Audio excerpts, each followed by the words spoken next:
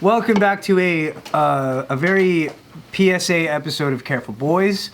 Today we're going to talk about the very first time that somebody had peer pressured you into doing drugs. Don't do drugs! I peer pressured myself. You were alone? It looked so fun that I wanted to go try it. But how did you acquire the items? I just knew that people drank and I think the gateway was drinking and smoking. And because they looked like they were having such a good time drinking, and then it was so, well, if it's really that bad, why are adults able to do it? Like, if it's really that unhealthy, humans still do it. That was my logic behind it. And then I was like, well, I gotta try this. And then so I got a bunch of my friends to look for cigarettes that were maybe half smoking on the ground. Oh, wow. And then we would light it up. What age is this, by the way? Maybe third or fourth grade. Third or fourth grade? Maybe 10, something like that. Yeah, so we would just run around and look for it, and then we would just try smoking it. So like you would turn it on, and then you're just like, and you're like, I don't get it. Like it doesn't taste like anything. It tastes gross, right? So we pick up cigarettes off the ground, and then my friend's brother saw us do that, and he was like, "What the fuck?" And then he actually just gave us a pack of cigarettes because he thought that was so gross. Yeah. But he was like 13 or 15 or something, right? His own pack of cigs? Damn. What a cool kid. Back then, people just sold you cigarettes. Yep. Dude, there was one dairy that was near high school, and everyone knew that you could buy singles. You could just walk up and give them a quarter, and they'll give you a cigarette. Alpina milk station? Yeah. You gave them a quarter, they gave you a cigarette. Wow. And then, so like, my friend's brothers had like all these skater guys that came by. They was smoking and all that. And then, so I thought I was cool, and I was just like, and everyone's like, you don't even inhale. Yeah. And I'm like, what's that? And they're like, you have to take a breath after you take a puff. And then we all tried it, and all of us were like, and we were coughing and shit. And I don't even think I enjoyed it, but like, it just became a thing, and I don't know. I feel like everyone that starts smoking cigarettes, this is the story, you just do it until you start liking it. Yeah, isn't but that you don't weird? like it, it's gross. Where do you force yourself to like it? But I started smoking when I was 13. Or 12 or 13. Yeah. And then you smoked for like 25 years or some shit? Yeah. Wow. Or like till I was, I think 6 years ago, right? Damn. 2019 was my last year. Oh, wow, dude. Nailed it. I remember you trying to quit smoking. You kept on going back and forth, and you finally just did it. Yep. Dude, a cold turkey. Yeah. Quitting smoking was probably the hardest. But that was I would say, people say marijuana is the gateway drug, but I think cigarettes and alcohol is. Yeah. Because then you start drinking too with your friends, and then there's like probably some weed there one day. Yeah. Or whatever, and then you just, or like you go to a rave, you know? What was it like? What was it like the first time somebody presented you with like something more hardcore? Actually, our friend Eddie got me into ecstasy. Dang, really? Yeah, because Eddie. Boy. he came back Sounds from like a he does he came back from a rave, Eddie's a good name for that. and he goes, bro, like, no, it wasn't like your gay grooming experience. Damn, just Wait a dunk on minute, Subin, wait a minute. Hey, I don't think your groovy experience was Y'all bad, listen to the whole story. 360 windmill dunk. That's history. dude. Off the backboard. Yeah. Because I think by that time I was already smoking weed. Jeez, guys. I was already doing all the other, smoking weed or He whatever. was almost doing something else, smoking something else. Almost. Smoking some cock. Smoking ass. I never did, that was my first chemical. I think that was my first gateway to the non, I feel like cigarettes, weed, and alcohol is like here. And then ecstasy, acid, psychedelics, and all that is like what made you here. so, like, how were you so brave to just like take it? Maybe after I started trying all these substances, like drinking and smoking weed and whatever, Yeah. I just didn't see the negative effects of it. Oh. Like, you know what I mean? So people say like, you can die. And I'm like, I didn't fucking die. Oh, yeah, that makes sense. Like, what do you, so, and then no one can actually, Up to that point, you're okay. they're like, it's unhealthy. And I'm like, but I can still outrun your old ass. You know? Yeah. So I never got a satisfying answer of why it's bad and unethical and wrong, and so I just didn't feel any guilt That because would it felt speak to your good. youth. Kids always think they know everything. About That does make sense though. If someone is like a symbol of bad health, telling you that it's not healthy to do Yeah. something, it's like you're just not going to listen to them. Like whatever. Yeah. And then so, yeah, I just never felt like it was just one of those things where it's like, what's the next thing I want to try? Past that, you had the same sentiment of like, I've been okay up till now. Why not? Yeah, so by the time he introduced me to E, I was mind blown. I was like, this is fucking amazing. Like, this is like, it was like being awake, but now you're in alien worlds, parallel universes, all this stuff. So I felt like every time you take a different drug, you're like in a different dreamland. And then I was like, how is that bad? I don't understand. Yeah, so I was like frying acid when I was 14, whatever. And then everyone else is just doing it, so it's so normal. Your circle of friends, right? Yeah.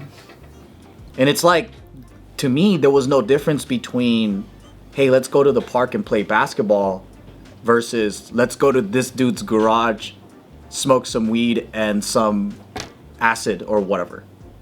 So that just became the thing to do. And you know so many other kids that did it that, I don't know. Yeah, there was never any guilt though. What happened at the point when you like said no to something?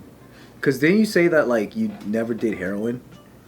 Heroin scared me because of, well, it wasn't around. Oh. Especially like teenagers didn't do it. Well, at least in LA, like from my journey started from like 13 till like maybe I hear people doing it like in college and on, but it was still not like You popular. tried meth, right? Meth was popular in high school, yeah, but I never really got into it. And it could be like, I don't know, like it didn't really do anything to me. I actually tried crack too. That was crazy. Didn't you say that crack was actually really good? It was fucking bomb. Best shit I ever had. The first time I did it, That's what they say though. was they put it in a joint, and then it's called a primo where you smoke it with weed. And I was like, what was that? Because that was like some crazy next level euphoric shit. And then everyone was laughing because they're like, yeah, dude, that was a primo. And I was like, what? And then I never seeked it out until the future. My friends were all smoking this thing. And I think I got so much into drugs that it was like my 14th birthday. And you know how people have like New Year's resolution? Dude, we're only at that year. I know, crazy. And then my goal for at 14 was 365. I'm gonna be high on every single day. I'm gonna be high on something. Holy wow. shit. And I accomplished it. And at 15, I felt so proud of myself because I was on something every single day. One of the dumbest kids that ever lived. Right? So dude, that that's was so my remarkable. goal. That was my fucking goal. And you know, It's so like impressive that you came out like this. yeah. Fast forward to. Legit. You're the exception to the rule. Yeah. Don't try this, kids. You really have a different. Don't do this. Never. I know, right? I think you Never do really what you have a different body than like other people, like, for sure. Your brain is just different. For sure. And I wonder how different it would have been if I didn't do it. First off, you doing crack one time is crazy. Yeah. That's right, One time is crazy. It's like, it was amazing. I never did it again. Nobody did. He was like, it was dope, but I it's like stopped. having a good hors d'oeuvre, and you're just like, wow, what is that? That's enough. No, I actually smoked with my friends for 72 hours the next time. Because I really wanted to see You why had a they were so 72-hour addicted. crack fest. Yeah, because they were hardcore. Like, they were so hooked. And you came back from that? I didn't understand why these guys were so addicted. Because, like, we would go smoke, and then we would just stay up all night, and then, like, I would just follow them and smoke. And they would run out of money, so they would go break into a house and, like, steal stuff, and then they would sell it and then buy more crack. And the way that they were acting, Sounds like a bit, This is but it's not. it's hilarious. Because by the last day, I was, like, in someone's apartment, and I was trying to sleep on their fucking floor, and I was like, dude, this is so uncomfortable. Like, how can anyone sleep on this thing?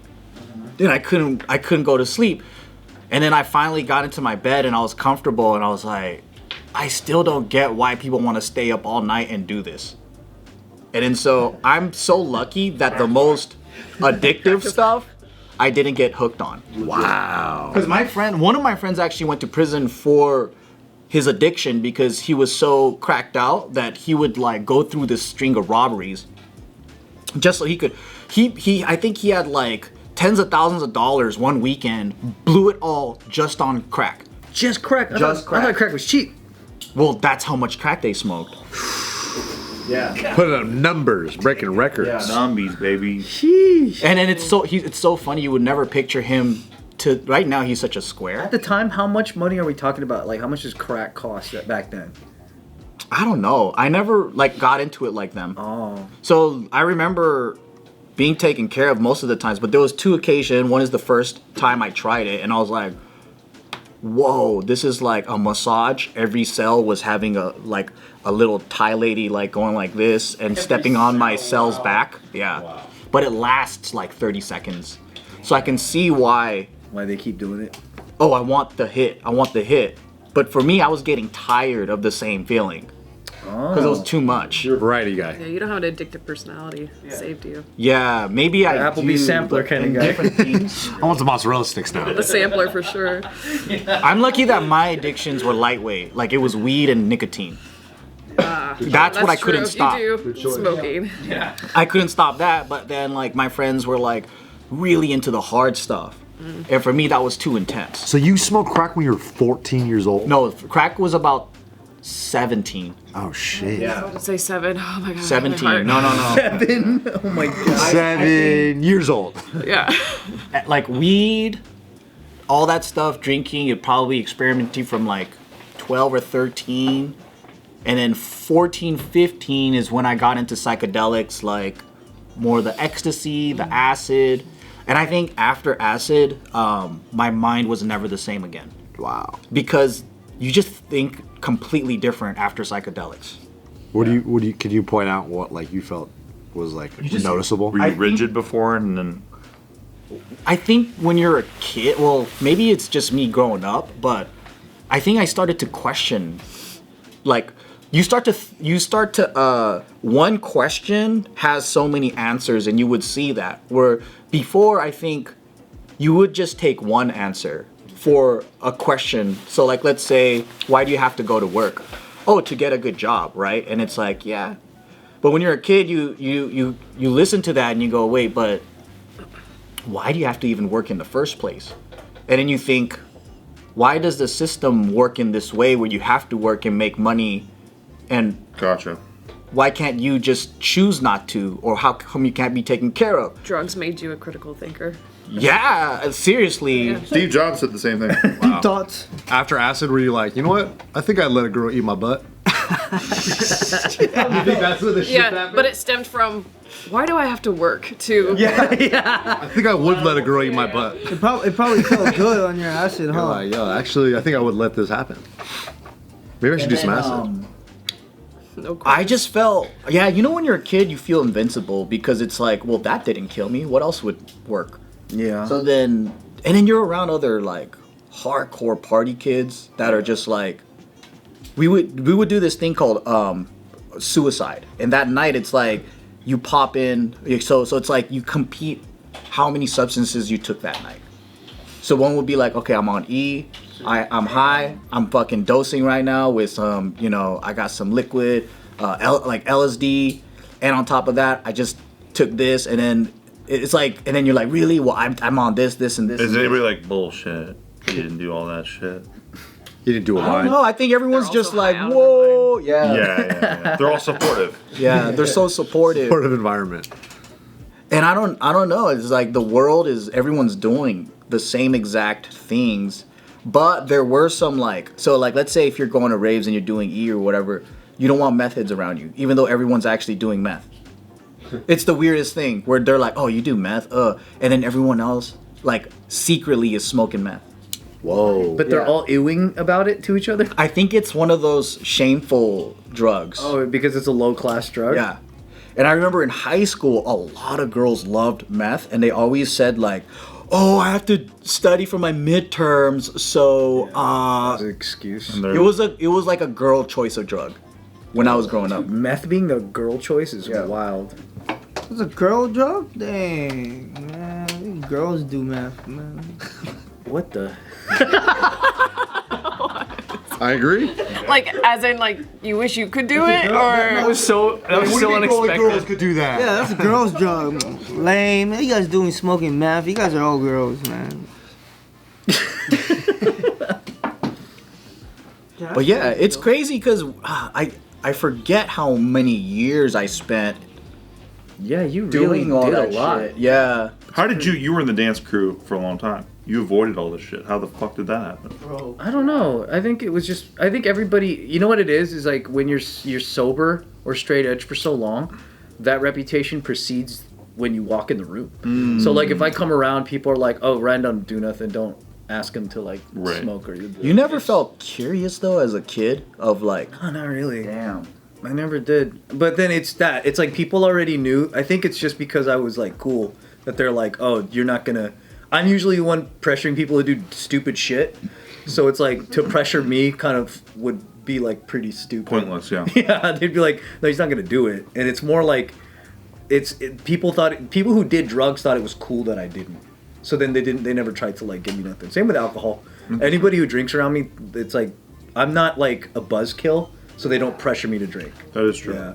It's like I'm already gonna be doing shitty stuff as a sober human. Right. Yeah. None of you guys had like this crushing curiosity of wanting to try it, or was there like a ounce of maybe fear involved where you didn't want to do it because of that? I feel like all the Dare commercials worked on me. Me too. I was a scaredy cat, bro. The Dare commercials, Like when you saw the fried egg and shit. I'm just a scared Catholic boy in general and guilty as fuck, and I just could never do it because I could never tell my mom that I had done it, and I feel like she would just be devastated. So that was it. that was me younger, and then as I got older, I think I got more curious because I had more intention as to why I did the things that I did. It Yeah. wasn't just take drugs and party and make terrible decisions. That's crazy. Weed. I used to get a thrill out of being high and my parents not knowing, and I'm just sitting there eating dinner, and I just feel like yeah. a secret agent That right too, now that playing too. Mafia. They just knew, and they were just kind of not. I wonder how many I don't times. know. They probably knew. Yeah. But in my mind, I'm like, They don't know- man, they don't know you shit." don't Yeah. fucking know. I'm so high right now. Probably smelled your clothes and shit and like, God damn it, he's high. Funny. You know what's funny is like I was in the classic situation of it sounded like I was lying so hard, and I think to this day my parents don't believe it. But my friend Matt, who you know, was like he had started smoking, and I wanted to like, you know, when you want to be that friend to force your friends to quit something, so you take their shit. So I took his cigarettes, and it was in my pocket, and then I got him out of there, and I hid them in my house, my parents' house. But my pocket still had the tobacco. You know, like the tobacco shit falls off. Yeah. So then my mom was doing my laundry and was Uh-oh. like, "Why is this in your pocket?" And I had to do that. I was holding it for a friend, Mom. Yeah. Like, And they never believe that. even in Why would movies, they? that's not true when the guy's saying that. But I was like, no, please. I know it's so typical, but I was like trying to like keep my friend from smoking. And to this day, she probably thinks I was like smoking and shit. I think you're. You're a smoker, that's what it is. You That's your vice. smoker. Ryan still does crack. Yeah, exactly. My mom always guilted me. She's like, "You're the big brother. Your little brothers look up to you. They will do whatever Hey, you do." that is true though. And that shit worked on me so good. I never touched a fucking drug. It is true. That was a good duty that you went. Maybe kids that get into the drugs, Because my brothers got high. like maybe It kids seriously was. that do get into it are already, they have their mind made up like me before they even get into it. You know, it could be that not so much peer pressure, but they've been wanting to try, and then someone brought it in front of them, and they're like, "Ooh." I think it just depends on your friend group. If your friend group is doing something, then you're gonna do it. Most likely. That's how I started doing it. Like when I was in high school, like I wasn't planning on smoking pot or anything, and I was like the straight edge dude a little bit. But then my first time smoking was like outside of a party, and all these dudes like passing a blunt around. And you're like, all right, I guess I'll pretend. Yeah. Also, if you're a kid and you've been controlled and like hyper fixated on what you can and cannot do, there comes a point in time where like you also are getting into trouble for shit that is minuscule to the point where you're just like, fuck it. I might as well. That's true, yeah. I might as well do it. Yeah. Or sometimes you get groomed. That happens too. Like Subin's case. Put a stop to it. People don't talk about that. The way that you But somebody was brave enough to talk about it today, so we appreciate that. Thank you, sir. I didn't get groomed, man. You get for talking about deep shit. I didn't get groomed, he's man. saying exactly I what you didn't want. get groomed, man. It's perfect. Get the fuck out of here.